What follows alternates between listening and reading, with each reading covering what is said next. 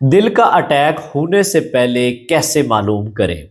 Sugar اور blood pressure کے مریضوں میں دل کا اٹیک بہت کامن پایا جاتا ہے، اور شوگر کے مریضوں میں اکثر کوئی علامت نہیں آتی، کیونکہ ان میں نہ دل کی تکلیف اس طریقے سے محسوس ہونے کی حس ختم ہو جاتی ہے جسے ہم آٹونومک نیوروپیتھی کہتے ہیں۔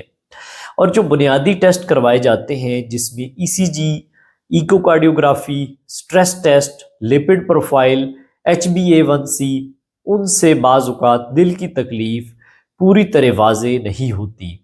تو یہ دو ٹیسٹ ایسے ہیں جو کئی سال یا کئی مہینے پہلے یہ پریڈکٹ کر سکتے ہیں کہ آپ کو فیوچر میں دل کا اٹیک تو نہیں ہو سکتا۔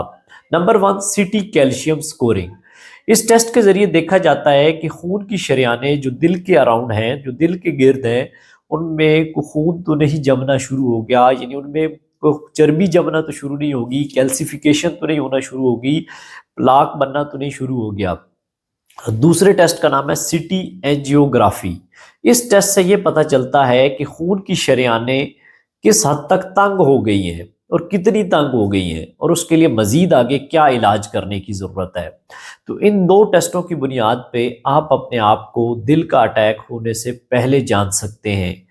اگر آپ کو یہ ویڈیو پسند آئے تو اس کو لائک کریں اور اپنے زیادہ سے زیادہ دوستوں کے گروپس میں اور فیملی کے گروپس میں شیئر کریں، تاکہ وہ بھی اپنے آپ کو اس بیماری کے ہونے سے پہلے بچا سکیں، اور کمنٹ سیکشن میں بتائیں کہ آپ نے کبھی یہ ٹیسٹ کروائے ہیں۔ اللہ حافظ۔